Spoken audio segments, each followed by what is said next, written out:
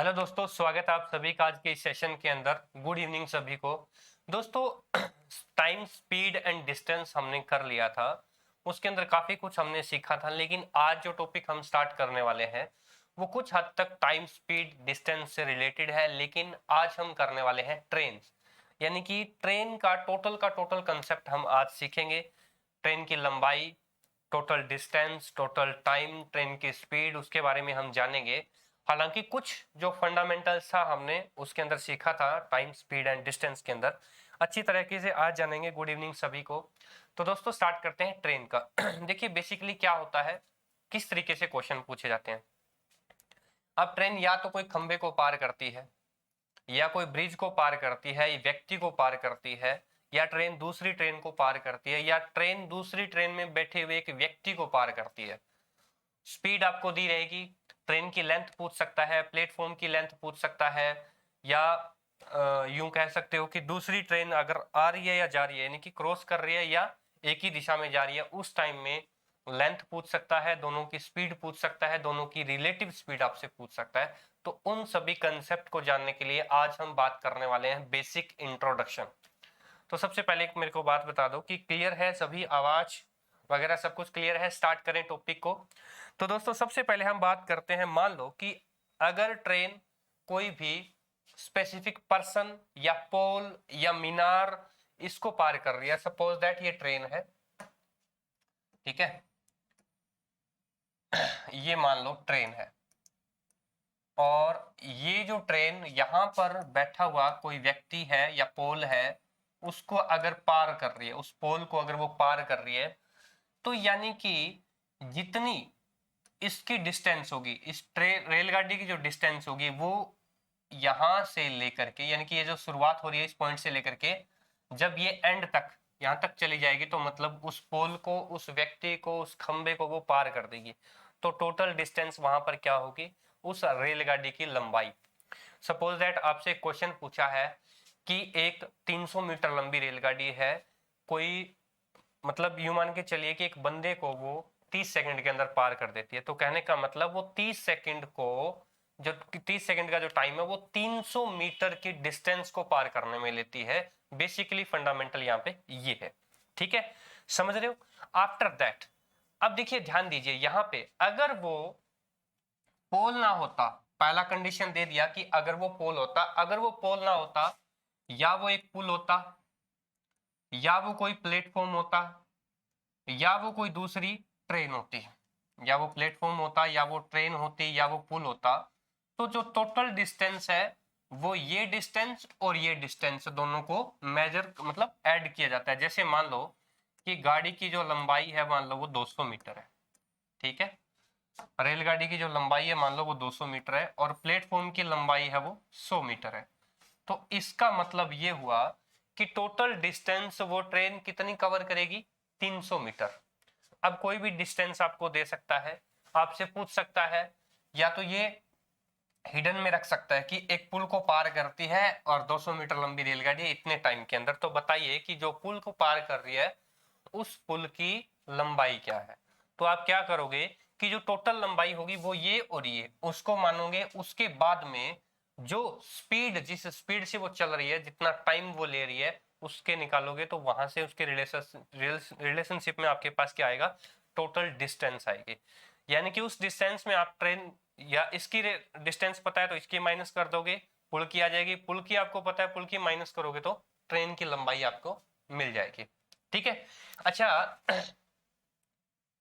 Total जो time है वो पता है क्या होता है, length of train divide by जो स्पीड होगी, आपको पता है।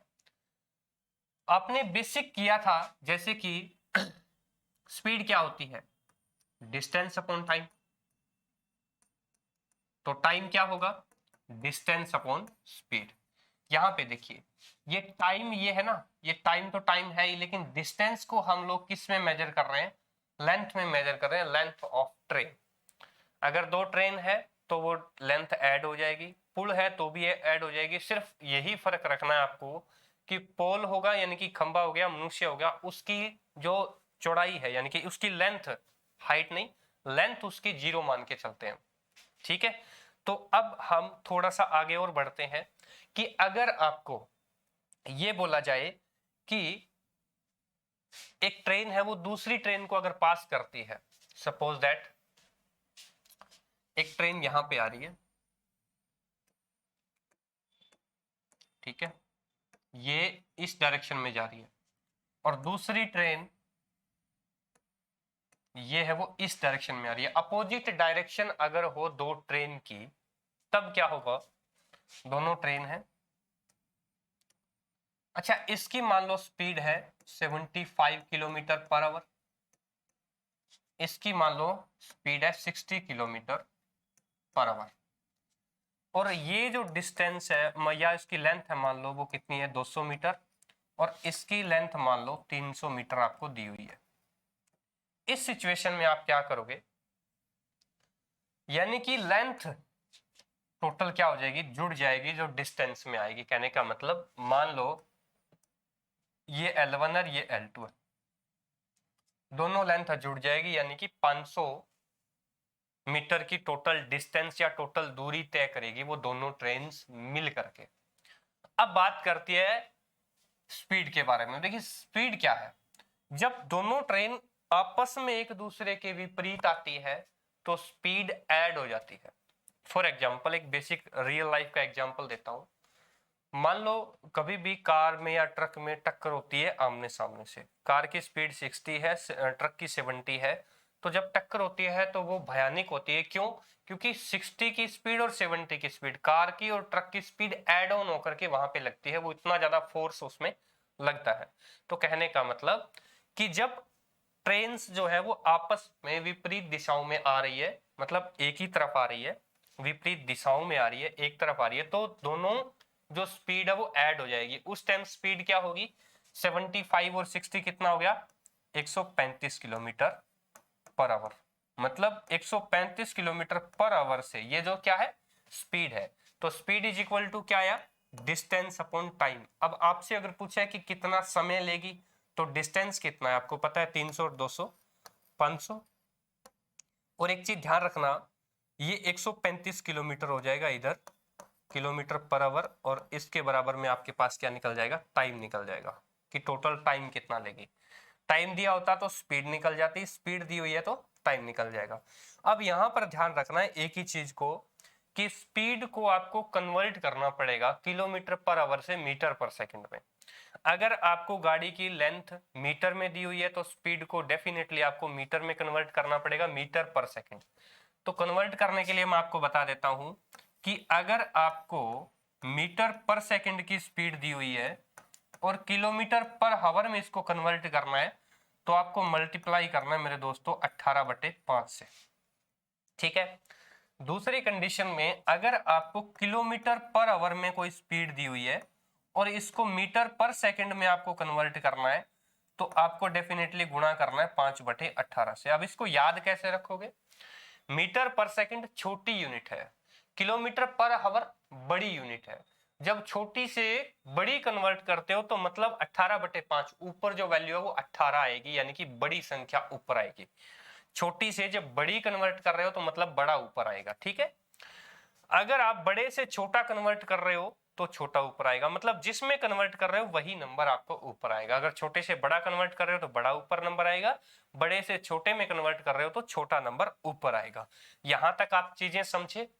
अब उसके बाद में आगे बात करते हैं, इसका अगर मतलब डायरेक्शन चेंज हो जाए, कहने का मतलब कि अगर यही जो 60 किलोमीटर की दूरी है ना, वो ट्रेन अगर इसी डायरेक्शन में हो, वही दूरी अगर इसी डायरेक्शन में हो, तब क्या करोगे। अब देखिए, एक ट्रेन 60 किलोमीटर पर आवर जा रही है, एक ट्रेन 75 किलोमीटर पर आवर जा रही है, एक ही डायरेक्शन के अंदर जा रही है। वही एग्जांपल दोबारा से मैं आपके सामने रखूंगा कि अगर एक ट्रक की स्पीड मान लो 50 है और गाड़ी की स्पीड मान लो 70 है, ट्रक जा रहा है गाड़ी भी जा रही है, ट्रक आगे जा रहा है गाड़ी पीछे जा रही है।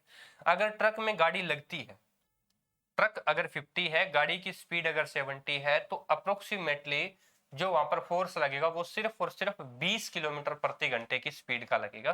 क्यों? क्योंकि ऑलरेडी वो 70 50 चल रही है, 70 आ रही है पीछे से, तो मतलब 20 का ही वो गैप है। समझ में आ रही मेरी बात? अगर आप 50 किलोमीटर प्रति घंटे की स्पीड से चल रहे हो, कोई गाड़ी में बैठे हो, वो गाड़ी 50 किलोमीटर पर आवर की स्पीड से चल रही है, अगर कोई बंदा साइड से लेकर गाड़ी आता है 60 किलोमीटर की स्पीड से, तो जब आप उनके साथ कंपेयर करोगे ना, उस गाड़ी में यहां से एक बंदा बैठा हुआ, उस गाड़ी में बंदा बैठा हुआ, तो उनकी जो रिलेटिव स्पीड होगी वो सिर्फ और सिर्फ 10 किलोमीटर प्रति घंटा की होगी। मतलब वो व्यक्ति आपसे 10 किलोमीटर प्रति घंटा आगे जा रहा होगा। That's called relative speed. उसके बारे में हम आगे बात करेंगे, ठीक है। अब क्या होगा, यहां पर देखिए, सिर्फ जो जो लेंथ है दोनों की वो तो जुड़ ही जाएगी, क्योंकि लेंथ तो हर कंडीशन के अंदर जुड़ेगी, लेंथ दोनों की जुड़ जाएगी। लेकिन जो स्पीड है उसके अंदर क्या आ जाएगा, जो बड़ी स्पीड है उसमें से छोटी स्पीड है वो माइनस हो जाएगी, और आपका टोटल टाइम निकल के आ जाएगा कि इतने टाइम में वो उसको पार कर सकती है। ध्यान रहे फिर भी जो स्पीड है उसकी यूनिट आपकी बराबर होनी चाहिए, ये चीज माइंड में रखना। सारी चीजें हो गई, मैंने आपको करवा दिया कि अगर कोई भी दो ट्रेन है या कोई भी एक ट्रेन है पोल को पास करती है, तब आपको कंसेप्ट समझ में आ गया, सिर्फ और सिर्फ ट्रेन की डिस्टेंस मेजर करेंगे।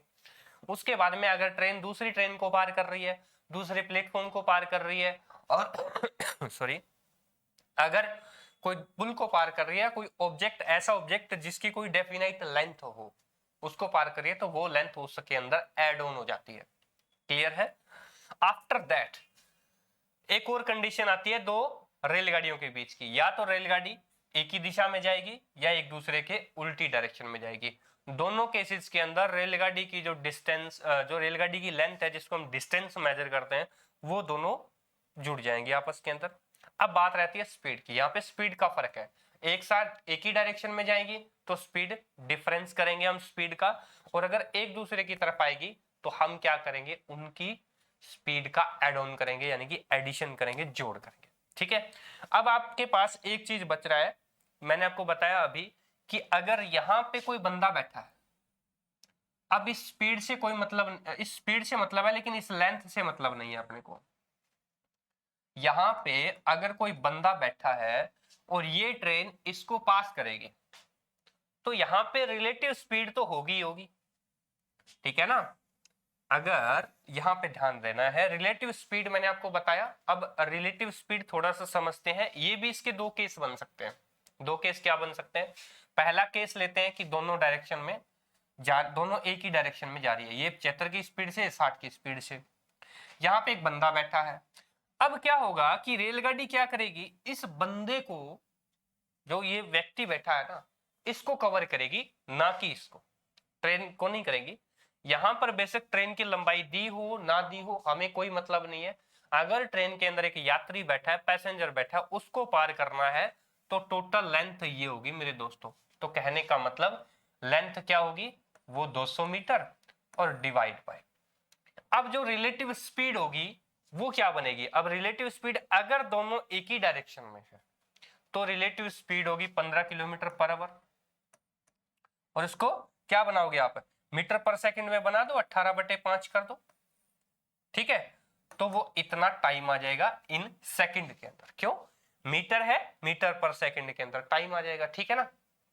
अब ये हो गया, अगर ये इसकी डायरेक्शन इस तरफ होती तो सिर्फ और सिर्फ स्पीड का फर्क पड़ता, ये डिस्टेंस फिर भी हम मेजर नहीं करते। तो सारी ओवरऑल कहानी आपको समझ में आ गई होगी।